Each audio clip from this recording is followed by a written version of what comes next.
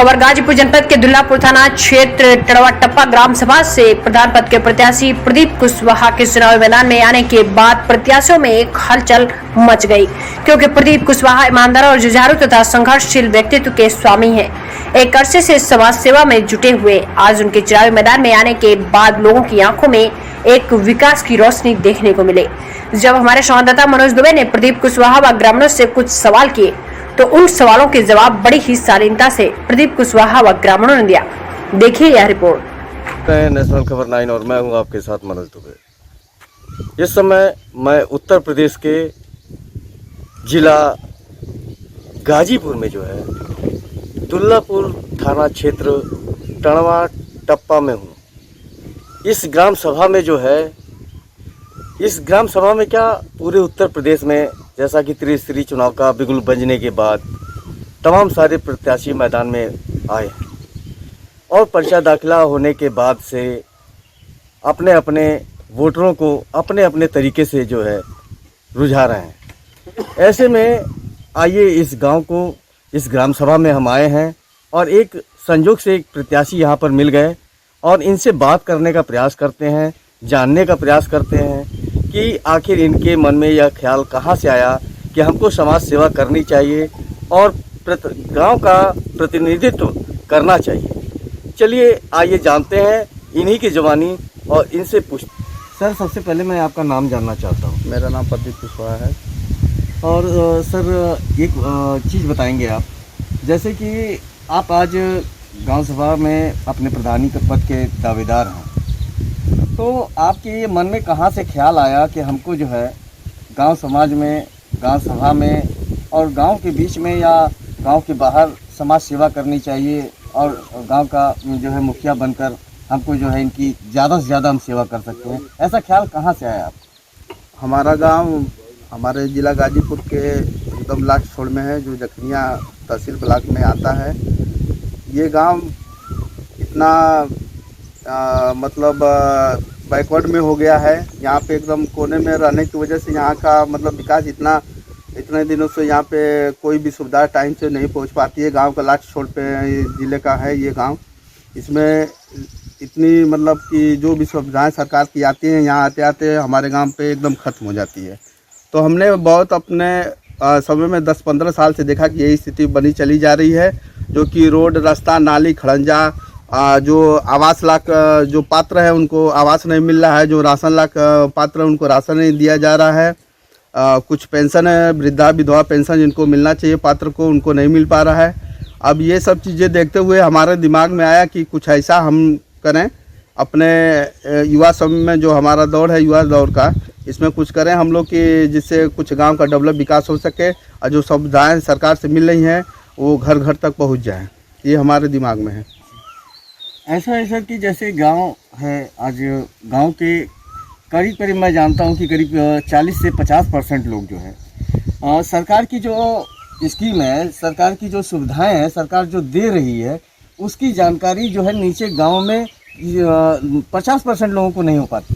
ये ऐसी तो बात है कि लोग को जानकारी नहीं हो रही है। बाकी हमारी सोच है कि जानकारी के साथ उनको जानकारी भी दिया जाए और उनको सुविधा का लाभ भी उनको दिया जाए। जी, जानकारी अगर उनको होगी तो वो ऑटोमेटिक कोई भी प्रधान रहेगा वो उससे जो है अपनी हक की लड़ाई लड़ लेंगे और ले लेंगे। जी जी जी। लेकिन जो भी प्रधान होता है वह जो है गवर्नमेंट की जितनी स्कीमें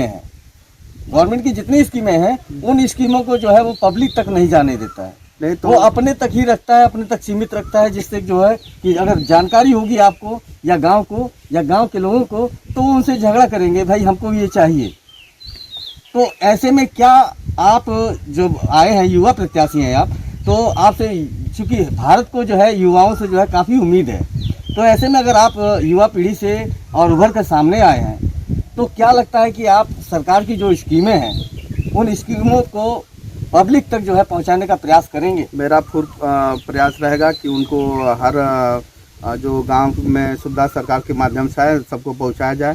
इस पर मेरा संकल्प है हमारी तरफ से पूरा कि हर पात्र को उसका लाभ मिले। जैसे कि अभी तमाम सारी प्रधानियां आपके गांव सभा में हुई होंगी आज़ादी के बाद से लेकर, तो ऐसे में आपको क्या लगता है कि जितना विकास होना चाहिए क्या उसकी अपेक्षा कितना हुआ है, कम हुआ है या ज़्यादा हुआ है? अगर सरकार से योजनाएं जितना आई, चाहे सुविधाएं आएगा, अगर उसमें अगर 50% भी विकास हुआ होता तो गांव आज कहीं हमारा पीछे नहीं रहा होता। अगर आप जो है, आपकी जनता, आपके गांव के लोग जो है, अगर आपके सर पे प्रधानी का ताज रख देते हैं तो इन लोगों की उम्मीद पर आप कहाँ तक खरे उतरेंगे? एकदम 100% मेरी वो उम्मीद है कि मैं उनको पूर्ण विश्वास के साथ उनके साथ कदम कदम मिलाकर चलने के लिए सकती हूँ। और सबसे लास्ट सवाल है सर आपसे कि अगर आप यहाँ का प्रतिनिधित्व करते हैं तो नेशनल खबर 9 के माध्यम से आप ये बताइए कि आप अपने ग्राम सभा को ब्लॉक स्तर पर जो है किस पोजीशन पर लेकर जाएंगे? ब्लॉक में अपने गांव को एक अपने गांव के नाम से एक पहचान दूंगा। ब्लॉक में जब तक अब टड़वा टप्पा को एकदम बैकवर्ड समझा जाता था, ब्लॉक में और तहसील में हमारा गांव एक नंबर पर है, 1 नंबर पर। विकास करने के नाम। बहुत बहुत धन्यवाद आपको। सर आपका नाम क्या है? मेरा नाम अरविंद है सर। तो अरविंद जी, हम ये जानना चाहेंगे कि आपके ग्राम सभा में और ग्राम सभाओं की अपेक्षा आपको क्या लगता है कि जितना विकास होना चाहिए उतना हुआ है? नहीं सर, हुआ तो नहीं है, लेकिन हो जाएगा सर। हो जाएगा जी। कैसे आप कह सकते हैं इतने दावे के साथ कि जो है हो जाएगा?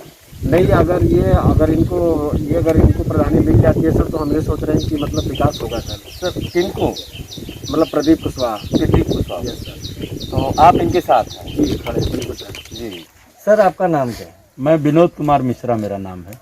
मिश्रा जी, आपसे मिलकर बड़ी खुशी हुई। मैं भी ब्राह्मण हूँ जी। और चूंकि मैं ब्राह्मण हूँ इसलिए आपसे ये जानना चाहता हूँ कि जैसा कि अभी आप इसी ग्राम सभा के हैं? हम इसी ग्राम सभा के हैं। अच्छा अच्छा। तो आपके अभी जो है भावी प्रत्याशी जो हैं, इन्होंने एक स्टेटमेंट दिया। उन्होंने बताया कि हम गांव के लिए क्या करेंगे और अपने गांव को जो है किस पोजीशन पर लेकर जाएंगे।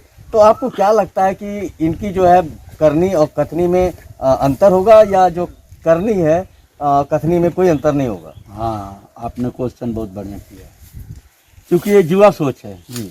और भारत जो है, नौजवानों के स्थिति अभी पहले से बहुत बेहतर हुआ है जी। और हम उम्मीद करते हैं जी।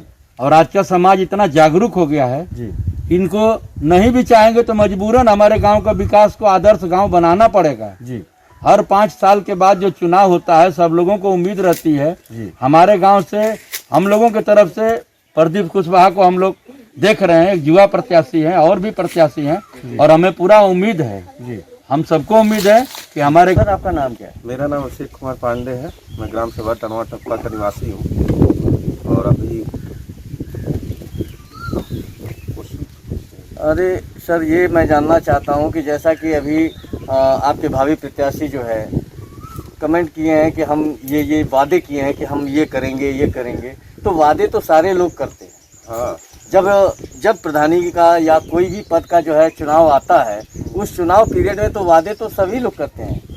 आपकी बात बिल्कुल सही है कि सारे लोग अपना वादा अलग अलग तरीके से कर रहे हैं और 1952 से पंचायत चुनाव चल रहा है यहाँ पे। मुझे लग रहा है लगभग 6वां या 7वां प्रधानी होगा, जहाँ तक अभी हमारी एज उतनी ज़्यादा नहीं है। लेकिन हमारा गांव जो है वो विकास के नाम पे पूरी तरह से पिछड़ा हुआ है जी।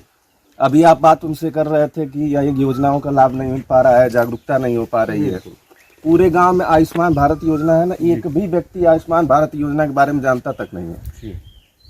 और इतनी सारी कन्या योजना है, सारी बहुत सारी योजनाएं हैं। योजनाएं इतनी सारी हैं। कन्या सरकार की बहुत कन्या विवाह योजना चल रही है, गर्भवती महिलाओं के लिए योजना चलती है, सारी योजनाएं। लेकिन सरकार अपनी तरफ से योजनाएं दे रही है, लेकिन अगर आप गांव में घूम के किसी से पूछेंगे कि आपका आयुष्मान भारत योजना में नाम है, तो वो कहेगा आयुष्मान भारत योजना होती क्या है। अगर हमारे गांव के प्रधान लोग जो पिछले प्रधान थे, अभी तो वो युवा प्रत्याशी हैं, वो नए प्रत्याशी हैं और भी बहुत 12 प्रत्याशी हैं गाँव में, कुछ उसमें नए हैं कुछ पुराने भी हैं। अगर आप प्रधानी लड़ रहे हैं, कोई भी प्रत्याशी प्रधानी लड़ रहा है, तो उसको विकास के मुद्दे पर लड़ना चाहिए जी। आप विकास क्या किए हैं गांव में, आके बताइए सबको कि हमने ये काम किया, वो काम किया, ऐसे किया, आपको हमें चुनना चाहिए जी। अगर मजबूती के साथ अगर आपने विकास किया है तो जनता आपका समर्थन करेगी जी, आपको जिताएगी चुनाव। लेकिन आप लोग मतलब पिछले हमने भी कई वर्षों से हम भी देख रहे हैं गाँव में अभी आप भी गांव में चल के आए होंगे, आप खुद नज़ारा देखे होंगे कि ये गांव में कहीं ना आपको आरसीसी रोड दिखाई दिया होगा, न कहीं खड़ंजा ढंग से दिखाई दिया होगा, न एक भी नाली दिखाई देगी। पेयजल की जो व्यवस्था है पिछली सरकार का आप जानते हैं, सामुदायिक शौचालय हर जगह बन चुका है। हमारे गाँव में घूम के देख लीजिए, कहीं नहीं बना है, एक भी नहीं है, एक भी सामुदायिक शौचालय नहीं बना है। सरकार की योजना तो थी, सरकार की योजना थी ना। अभी लॉकडाउन कोरोना काल चल रहा है, महामारी चल रही है, इसमें पिछली बार सरकार ने सैनिटाइजेशन के लिए और मास्क के लिए खुद अपने कोष से प्रधान को पैसा दिया था।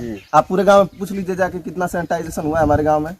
इस कोरोना महामारी के दौर में, इस कोरोना महामारी के दौर में सरकार इतना सारी चीजें कर रही है और गांव का प्रतिनिधित्व करने वाला, गांव का मुखिया अगर नहीं जागरूक है तो गांव के लोग कैसे जागरूक होंगे?